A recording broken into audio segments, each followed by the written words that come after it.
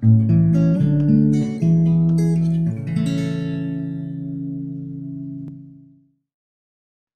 ini nggak Mas? Tips-tips buat kita-kita yang pemula ini Mas dalam menulis artikel ilmiah. Ya intinya dimulai. Jadi segala sesuatunya harus dimulai. Gimana cara nulis kalau tulisannya nggak mulai nulis ya nggak terbit. Jadi intinya dimulai yang pertama. Yang kedua memang kita suka nggak suka mau nggak mau harus membaca gitu kan. Karena kalau prinsip saya ini saya loh kalau jelek nggak usah ditiru. Kalau saya itu berpegang teguh pada setiap hal itu, saya selalu harus lihat dulu. Lalu jadi saya itu bukan orang yang kalau di kelas itu, ayo siapa yang hafal. Walaupun saya hafal, saya nggak mau maju duluan.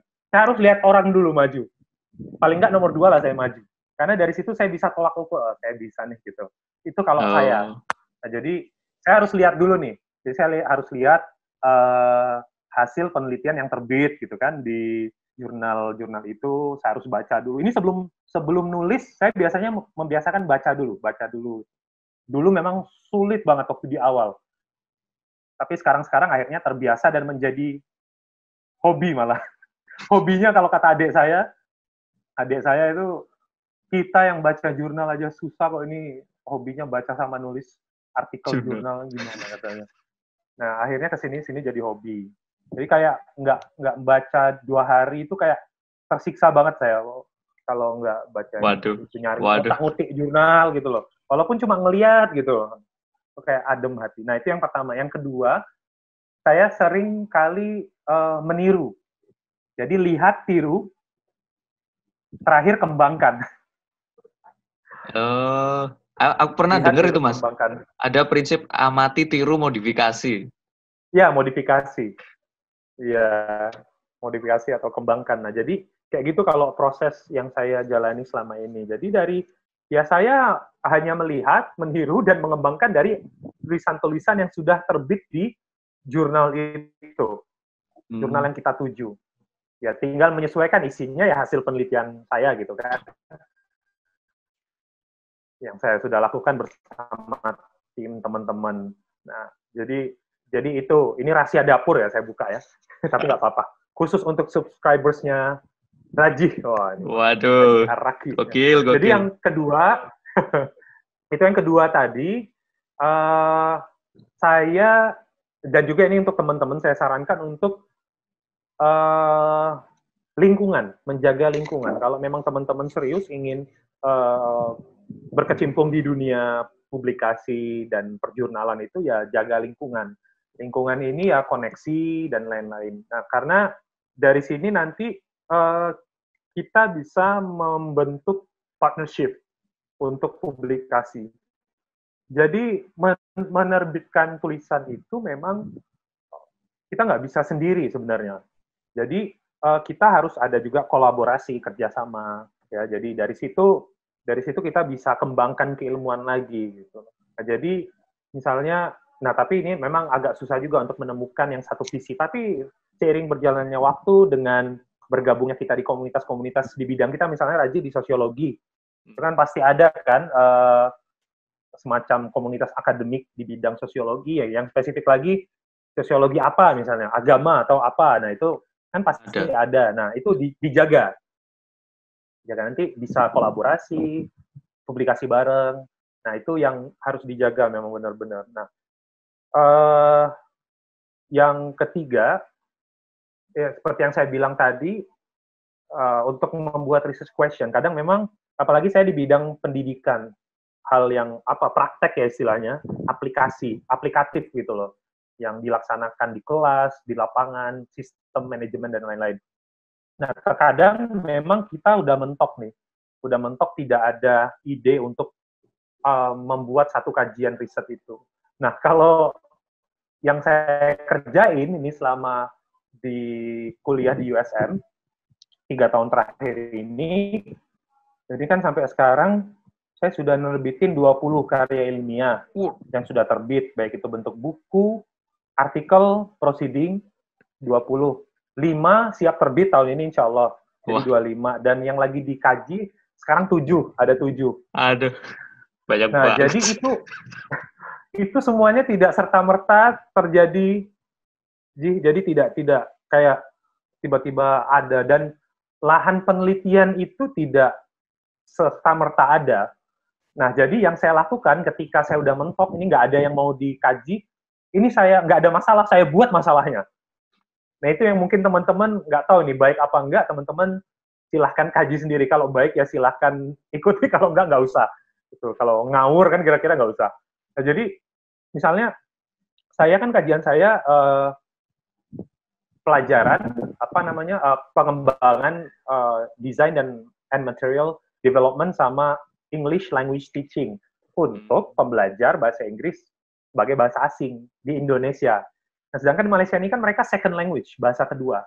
Jadi secara terminologi sendiri saya udah nggak kena tuh mau neliti siswa Malaysia, agak-agak kurang gimana karena dari buku-buku apa semua beda sama di Indonesia metode pengajaran. Akhirnya ketika saya ketemu, kebetulan teman-teman, ini jalan Allah juga, ketemu teman-teman di LSM, Permai Pineng namanya waktu itu, ya,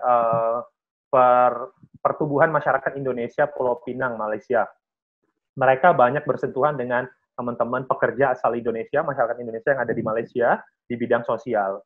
Terus ngobrol-ngobrol, akhirnya punya satu misi, ya udah, saya bilang, kenapa kita nggak buat program kursus bahasa Inggris untuk masyarakat Indonesia yang ada di sini.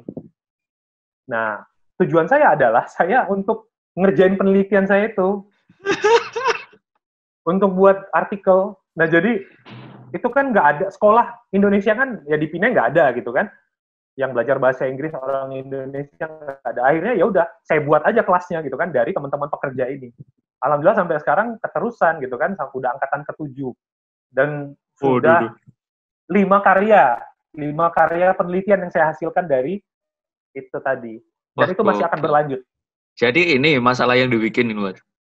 Iya, itu yang saya bikin masalahnya. Tapi masalah tanda kutip ya, ya konteksnya. Bukan bakar masalah kantor orang, bukan. Bukan. Tapi maksudnya itu salah satu implementasi ilmunya Mas Arif itu di lapangan, kemudian dari situ muncullah ide-ide penelitian yang baru. Iya, karena saya itu harus duduk kelas, ini kan kelasnya nggak ada ya, udah saya buat aja kelasnya. Saya minta tolong teman-teman yang dari PPI USM, Eko sama Dwiki waktu itu, dan Wani dan teman-teman untuk ngajar, tapi saya ajarin dulu. Saya kasih contoh, ngajar bahasa Inggris itu kayak gini loh. Karena mereka kan dari bidangnya fisika, Eko itu bidangnya... Berarti kurikulumnya dari Mas Arif? Apa namanya? Dari saya. Saya yang buatin modulnya, saya yang ajarin cara ngajarnya, ini muridnya ada, saya kasih contoh, sekitar 2 bulan, 3 bulan, terus mereka saya lepas ngajar. Nah, terus saya neliti, yang saya neliti ya mereka yang jadi pengajar itu saya teliti, muridnya saya teliti, gitu kan. Prosesnya saya teliti, implementasi modulnya saya teliti. Ya, jadi kayak gitu. Saya duduk di kelas itu, udah banyak idenya itu. Langsung tak tulis, jadi penelitian. Gitu. Jadi ya, kalau nggak ada masalah ya tak buat masalahnya. Karena ya harus bergabung, kita harus, apalagi Raji bidang sosiologi. Ya kalau nggak bergabung di masyarakat, hanya terkait hanya berkutat di perpustakaan, mungkin kan idenya hanya terbatas, mungkin penelitian library saja yang bisa dilakukan. Tapi untuk field research-nya itu ya harus bergabung di masyarakat seperti apa. Bahkan ada yang etnografi gitu kan, ada yang iya, betul Mas, itu justru malah tahun gitu kan. Betul. Tinggal bareng gitu ya. Betul banget. Harus turun lapangan itu. Lagian kalau anak sosiologi nggak turun lapangan nanti justru malah nanti buta, nggak ngerti kondisinya kayak gimana, kondisi masyarakat kayak gimana, padahal masyarakat itu objek kajiannya gitu. Lucu aja. Iya. Bahkan saya kenal itu. Jadi, salah satu profesor di Leipzig University, saya nggak tahu. Kayaknya ada Jerman agamanya. Ya? Leipzig? Iya. Kayaknya nggak ada agamanya malah. Mungkin ateis atau apa, tapi mereka bidang kajiannya adalah Islamic Studies. Jadi mereka bisa bahasa Arab dengan lancar dan hafal Al-Quran dan hadis itu terjemahannya. Soalnya itu salah satu instrumen biar mereka paham tentang studi Islam gitu. Bisa mendalami studi Islam. Iya, betul. Betul. Dan mereka bahkan tinggal di negara-negara Arab untuk tahu kultur itu, dan ke Indonesia lama waktu itu Prof itu untuk mengetahui kan kultur masyarakat Indonesia Islamiknya seperti apa, tradisinya dia ke Turki seperti apa. Ya itu, untuk dalamin penelitiannya ya akhirnya bisa jadi jurnal. Nah gitu. Jadi itu yang selanjutnya ketika kita sudah melaksanakan itu semua gitu kan, kita sudah submit, terus ditolak, sering dapetin penolakan, yaitu biasa saja. Something normal. Jadi ya, sesuatu yang normal, biasa saja. Nggak ada yang ketika Anda juga cepat selalu di-accept, itu juga biasa saja gitu kan. Ya, jadi ya dinamika jurnal itu seperti itu, penerbitan di jurnal. Beragam. Jadi ya beragam, jadi tidak bisa kita samakan. Saya misalnya dari 20 yang sudah terbit itu dan 5 yang 25 lah bisa dikatakan karena 5 udah pasti terbit tahun ini. 25, nah itu ditolaknya 2 kali lipat itu. Bisa Banyak loh. 2 kali lipat berarti kali. 50 berarti Mas. Aduh. Iya, jadi ya seperti itu. Bahkan kan bulan ini saya ada satu artikel saya, bulan ini itu sudah di-reject oleh 4 jurnal. Wih. Bulan ini, Mas. Bulan ini. Ini belum habis Juni kan, nah, bulan ini. Mas Arif itu saya nulis bareng banget. teman-teman. Saya nulis bareng teman-teman yang ada di Malaysia dan salah satunya juga profesor di USM ini tetap di-reject gitu kan. Mereka nggak peduli ini tulisan siapa gitu kan. Iya. Sebagai bentuk profesionalisme. Ya itu jadi biasa saja. Jangan, ya awal-awal mungkin sakit hati. Teman saya waktu itu ada yang saya coba bimbing untuk nerbitin kayak gitu, terus ditolak baru sekali. Dia langsung nggak enak makan katanya seharian katanya. Ya biasa saja, dia bilang baru 1 kali kok aku sampai segitunya. Biasa saja. Ya mungkin pertama katanya nggak enak makan, nggak enak tidur katanya 1 hari itu. Nah, uring-uringan. Nah, jadi ya nggak apa-apa, biasa saja. Bahkan ada cerita ini, ada satu profesor, saya lupa namanya, dari Eropa. Beliau itu ngajuin tulisannya itu publikasi di satu jurnal yang memang terkenal di Eropa, di bidang dia. Dan itu beberapa kali ditolak, 2 kali ditolak kalau nggak salah saya. Nah, sehingga akhirnya beliau bisa menerbitkan di jurnal yang levelnya di bawah yang tadi, di bawah yang 2 kali nolak dia tadi, tapi ya impact juga, high impact juga. Nah, dari situ akhirnya dia bisa mengembangkan teori yang dia terbitkan di jurnal itu tadi menjadi sebuah teori luar biasa dan akhirnya dapat Nobel, pemenang Nobel. Jadi sekelas pemenang Nobel itu pernah ditolak jurnalnya. Tulisan yang dia ditolak oleh jurnal itu tadi akhirnya memenangkan Nobel. Gila, jadi gila. Ya siapa tahu kalau tulisan teman-teman ditolak itu kan bisa berpeluang memenangkan Nobel kan, kita nggak tahu. Betul, nggak tahu banget. Iya, nggak tahu gitu. Siapa sangka. Jadi ya biasa saja yang seperti itu. Nah, lalu yang terakhir ini memang kalau apa yang saya alami dan teman-teman lain mungkin juga sistem dari penulisan jurnal artikel ini jurnal itu modelnya kayak airport. Gimana itu, Mas? Seperti itu. Diistilahkan seperti itu. Jadi airport itu kayak kan ada yang baru mesen tiket, kita kan.